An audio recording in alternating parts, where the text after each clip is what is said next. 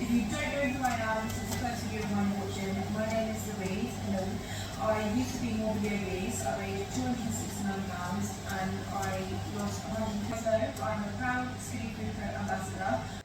Hi guys, it's Yazzie. I thought I would update you on where I'm at right now in my weight loss journey. It's been, I think, let me double check. So it's been 19 months since I started my weight loss journey and I'm currently 80 kilos. So this is what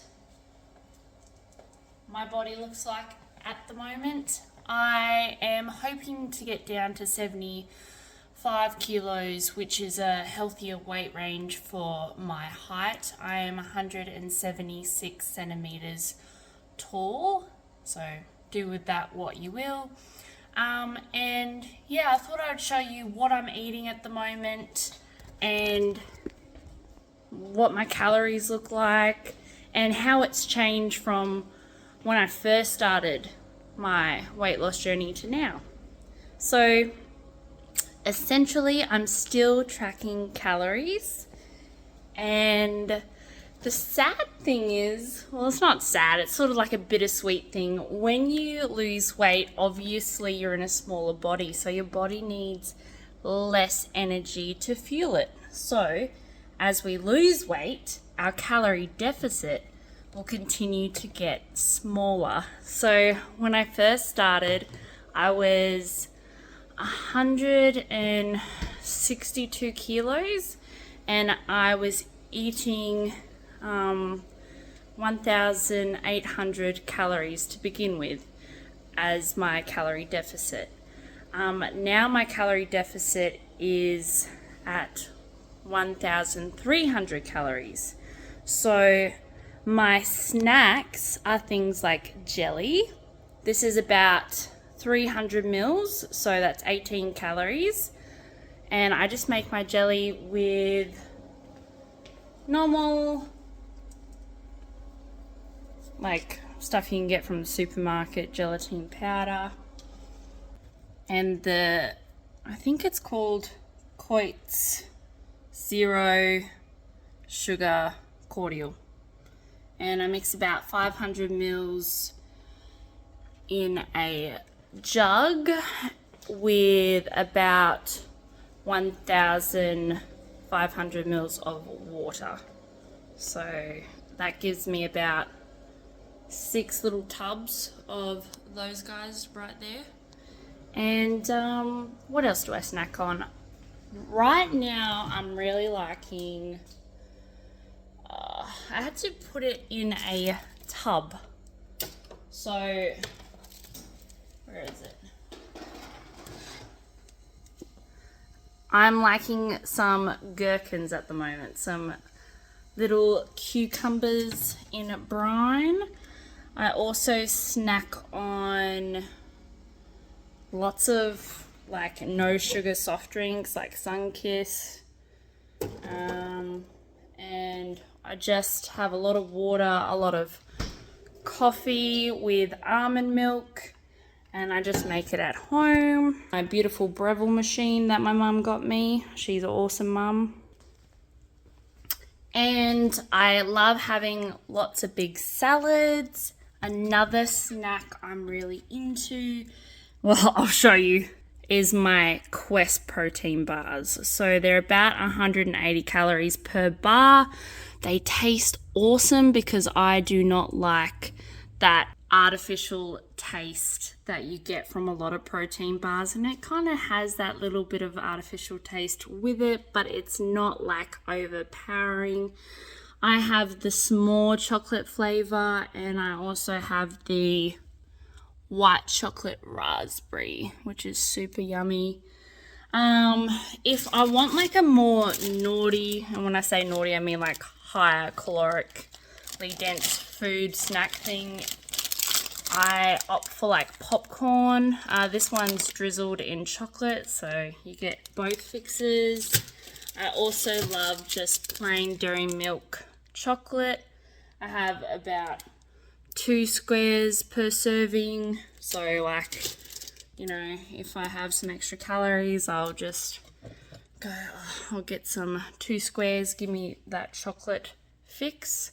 I also love mild salsa, and I can literally eat this from the jar. So it's 100 calories per jar, and it's probably really bad for your sodium because it's really like high in sodium, but when you're desperate times call for desperate measures. And another staple is low calorie sauces that I put on my salads. So this is the Calo Fit barbecue. I also have it in tomato sauce flavor. And also, if you feel like a low calorie like snack, I know I call them snacks. To you guys, they're probably meals, and they should be meals, but like I just add this on top of what I'm already eating, just to fill up my belly. So this whole can is 820 grams, and it's 300 calories. So it fills up your belly. It's like almost the size of my belly. So there you go. And it's super yummy. I'm a tomato girl. I love my tomatoes. Also, this fat-free Greek yogurt is super low in calories. I have that with sometimes like I have wraps. So like I like lean beef mince wraps. And I use it with the Mission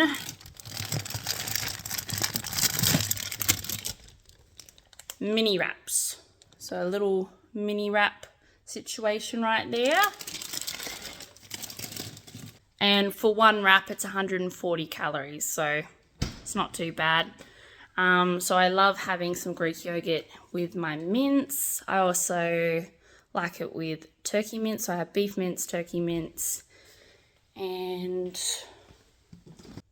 they're my main snacks at the moment. So I have probably maybe 6 jellies a day. So they're 18 calories each, not too bad for a little snack, and they really fill up your tummy. They're really good.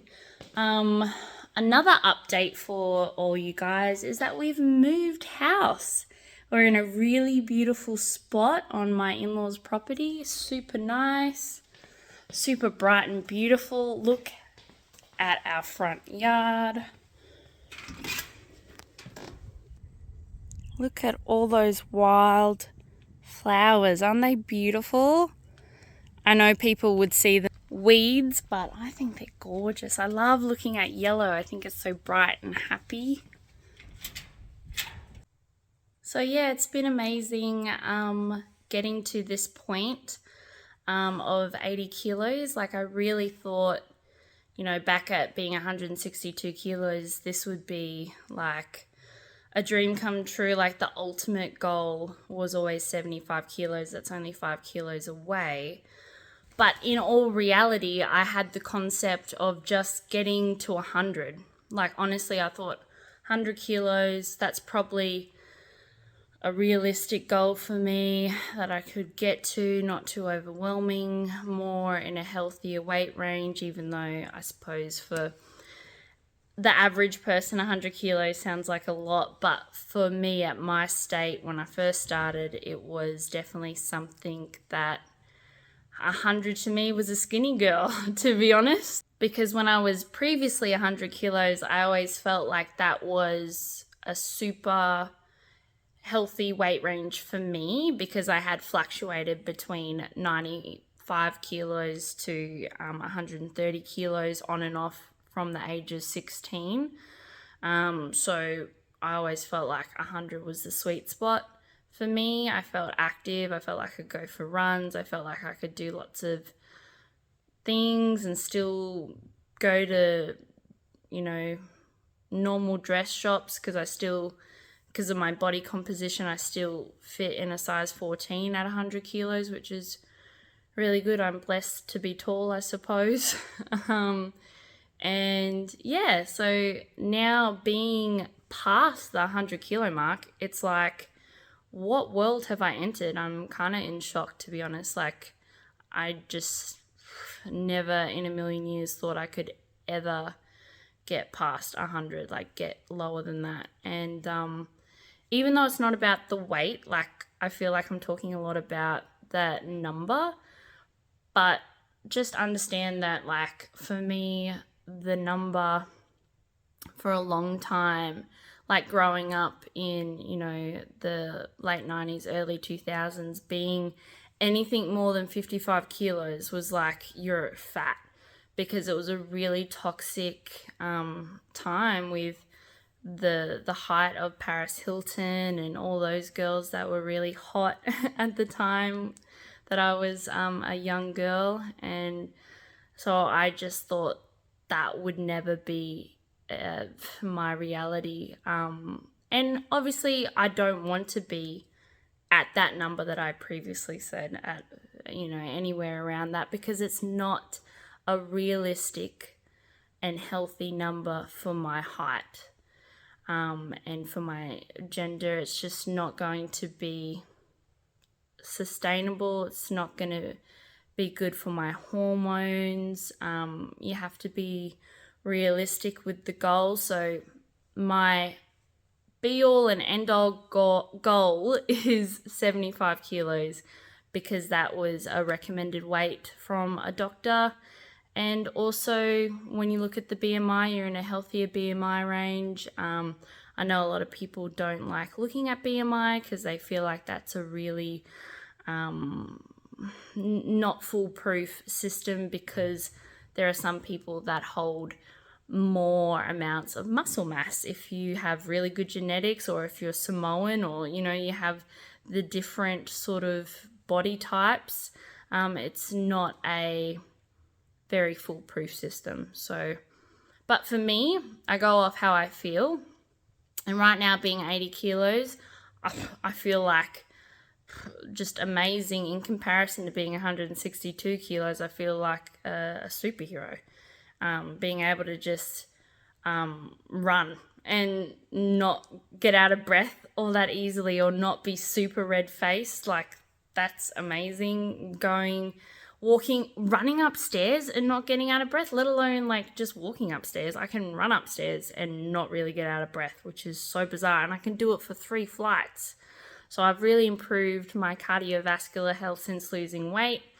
Been not really working out intensely. It's just been 90% diet. And then when I have the time, like you saw earlier, I was on my little walking pad, and I play futsal once a week, and that's about it. I don't really do much more than that. So really focusing on your diet is super important. And I know it mightn't sound like a fun reality that we have to eat salads and, you know, God-given food, like things that just grow on this earth, but all that processed stuff, like I still eat all that processed stuff. You can see I have my my protein bars, and I have the artificial sweeteners and all that stuff, and it is fun. So you have a bit of balance. You have the great stuff, you have the not so great stuff, you have the high caloric stuff, you have the low calorie stuff. You just find that balance within your limits. We all have different numbers associated with our gender and our height, and also our pre-existing health conditions. Sometimes, you know, things like diabetes will impact whether we can do certain diets. And if we have some cardiovascular issues, that might impact how much sodium we can intake. So definitely learn about yourself first. Don't be just looking at YouTubers and going, oh, I'm going to copy her exactly. Just get little pointers here and there, you know.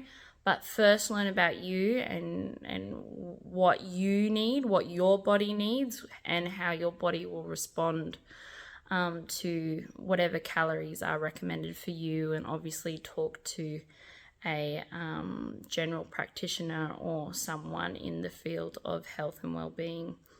But yeah, I just thought I'd give you that update. And What else can I tell you?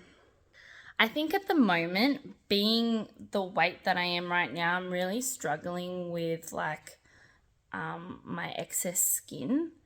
But I know it's not like that bad. And I think in the scheme of things, we can really get overwhelmed by it. We can be like, just focus on that one negative when you've achieved so much. And yeah, that's something that I think some of my family members have freaked me out over because they'll notice it and they'll point it out and like it's a negative. But like, you know, I know I have excess skin. It's not a shock. And like, like I used to be 162 kilos. I mean, the skin doesn't just fall off. It's still going to be there. And that would be really freaky if it did. So you just got to be realistic about these things. And I'm really liking my body composition at the moment. I feel like I got more, like you can see a bit more of my muscles now and my veins and also like my collarbones and like where my bones are. Yeah, so it's interesting because I've never really seen myself like this, guys. Like I can't explain it enough to you that maybe this is normal for you to be able to see this on yourself. It's never been the normal for me, ever. Not once in my life until now. What's another cool thing? I feel like going to sleep, like sleeping on my side, I feel my hip bones and I feel the pressure on my hip bones that I would never have felt before because I had such a layer of fat around it. So that's bizarre. And I can feel my bones on my bottom, which is weird. It was always just, you know, fat on my butt. And now I can actually feel my muscles and also like my bone on my bottom. When I sit down on a certain angle, I feel the roll of like the bone like being in an awkward spot. So that's bizarre. And there's certain like tights that I wear that press on my hip bones and they rub on it. And now that I have bony prominences, you can see a red mark forming. And because I'm a nurse and I've seen a lot of pressure injuries, I'm like, oh my goodness, I'm susceptible to pressure injuries now because I have bony prominences that I didn't have before. And literally one of the bras that I wore the other day was rubbing on like this little bone here, and it had a red welt come up because, see, this is stuff I wouldn't have had to worry about being 162 kilos. But it's just a fascinating, interesting experience for me to explore my body at this weight. It's really, it takes me aback a bit. Like, it's just, if you're a average sized person and have been your whole life, watching this video is probably like, yeah, duh, of course you have bones, duh. You can see your bones. I've never been able to see them. And veins, like sometimes I'll be doing something and I'll see like a vein pop out and I'll be like, what is that creature? I have an alien inside me, but it's just my veins. So, yeah.